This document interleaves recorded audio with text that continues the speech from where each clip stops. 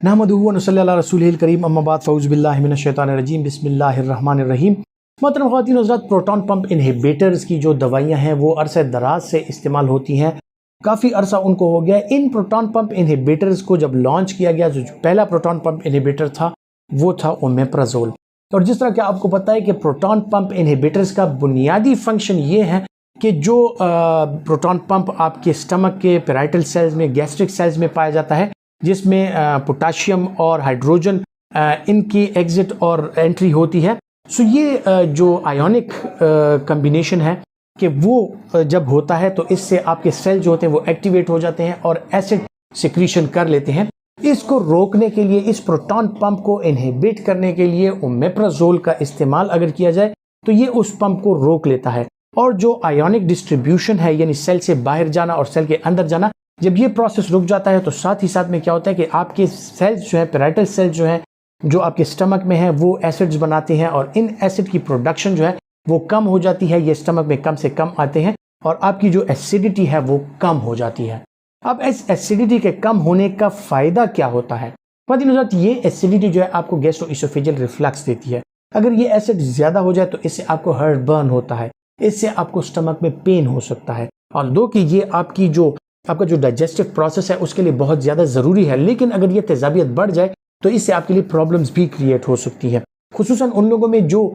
इस एसिडिटी की वजह से या हेलिकोबैक्टर पाइलोराई की वजह से वो पेप्टिक अल्सर या ड्यूडेनल अल्सर, गैस्ट्रिक अल्सर का अगर वो शिकार हैं, तो अल्सर के जो मरीज़ हैं उनमें एसिडिटी हम कम से कम रखने की कोशिश करते हैं, ताकि उनको जो सीने में दर्द होता है, उनके जो मैदे में दर्द होता है, उनको जो एसिडिटी होती है, उनकी जो सीने में जलन होती है, जो गैस्ट्रोइसोफेजियल रिफ्लक्स होता है, वो कम से कम हो। तो इसके लिए प्रोटॉन पंप इनहिबिटर्स, खुसूसन ओमेप्राज़ोल का इस्तेमाल लंबे अरसे से होता चला आ रहा है और इसका इस्तेमाल जो है वो आपके लिए फ़ायदेमंद साबित होता है। जिन लोगों में स्टमक में प्रॉब्लम आ जाती है, गैस आ जाती है या पेन होता है, सो इस सूरत में आपने देखा होगा कि अक्सर औकात जब इमरजेंसी में जाते हैं स्टमक पेन के लिए, गैस्ट्रिक अल्सर का जो पेन होता है या गैस्ट्राइटिस का जो पेन होता है, गैस्ट्राइटिस को कम करने के लिए प्रोटॉन पंप इनहिबिटर्स ओमेप्राज़ोल का इंजेक्शन आपको फ्लूइड में डाइल्यूट करके लगा दिया जाता है और उससे आपको एकदम अफाका हो जाता है। लेकिन एक चीज़ जो मैं आपके नोटिस में लाना चाहता हूँ वो ये है कि प्रोटॉन पंप इनहिबिटर्स में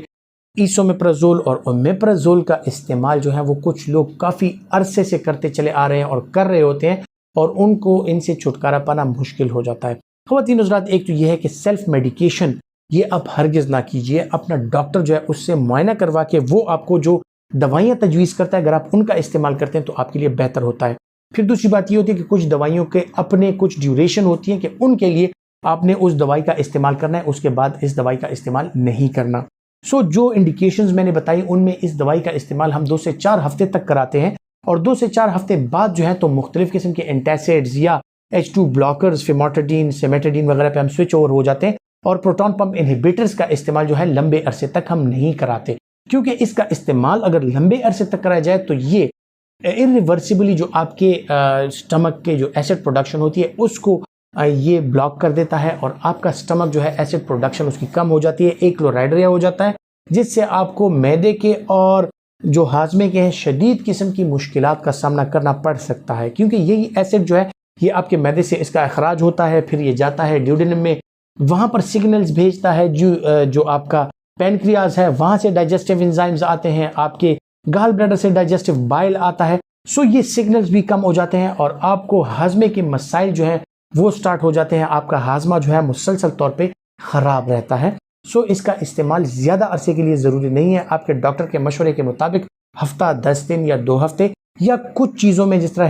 हेलिकोबैक्टर पाइलोराई के इन्फेक्शन में हम महीना 1.5 महीना उसका इस्तेमाल करा सकते हैं। या फिर ज़ोलेंगर एलिसन सिंड्रोम होता है जिसमें आपका डॉक्टर बेहतर समझता है कि अगर ज़ोलेंगर एलिसन सिंड्रोम की तशख़ीस हो जाए तो उसमें लंबे अरसे तक, कुछ महीनों तक हम इसका इस्तेमाल करा सकते हैं। इसके साइड इफ़ेक्ट प्रोफाइल के हवाले से अगर बात की जाए तो जिस तरह मैंने कहा ये आपकी स्टमक की एसिडिटी को कम कर देता है और इसी एसिडिटी की वजह से जो आपके जो डाइजेस्टिव एंजाइम्स हैं वो भी कम हो सकते हैं, जो आपके पैनक्रियाज से आते हैं, जो आपके गाल ब्लैडर से आते हैं, वो कम हो सकते हैं और इस वजह से जो है तो आपको हाजमे के मुख्तलिफ किस्म के मसाइल, खुसूसन डायरिया का आप शिकार हो सकते हैं। कुछ लोगों को इसके साथ मतली आना, सर चकराना और ये चीज़ें हो सकती हैं, जो कि इसके छोटे छोटे साइड इफ़ेक्ट्स हैं। बड़ा साइड इफ़ेक्ट जो मैंने बता दिया कि लंबे अरसे तक अगर आप इसका इस्तेमाल करेंगे तो आपके स्टमक में जो एसिड प्रोडक्शन होती है वो लंबे अरसे के लिए बंद हो जाती है और आपको इससे प्रॉब्लम्स भी हो सकती हैं। इसके अलावा ये प्रेग्नेंट फीमेल्स में जो है तो इंडिकेटेड नहीं है। प्रेग्नेंट फीमेल्स जो है वो इसका इस्तेमाल ना करें,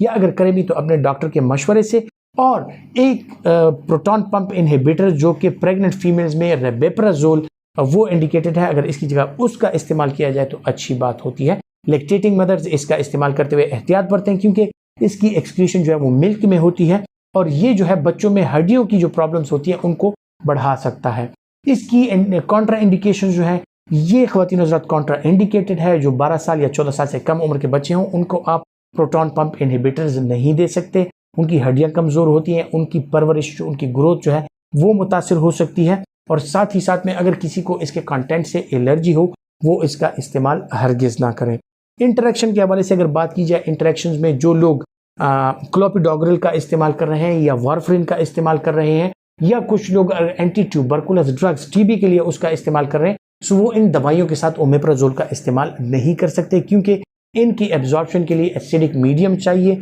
और ओमेप्राजोल जो है अगर आप इसका इस्तेमाल साथ में करेंगे तो ये इनकी एब्जॉर्प्शन जो है और इनकी एफिकेसी जो है उसको मुतासिर कर सकता है। ख्वातीन हज़रात, उम्मीद करता हूँ कि ये मालूमात आपके लिए फ़ायदेमंद साबित होंगी, और अगर आप समझते हैं कि ये आपके लिए फ़ायदेमंद है तो इसे दूसरों तक ज़रूर पहुँचाएँ। इस वीडियो को ज़्यादा से ज़्यादा शेयर कीजिए। पाकिस्तान जिंदाबाद।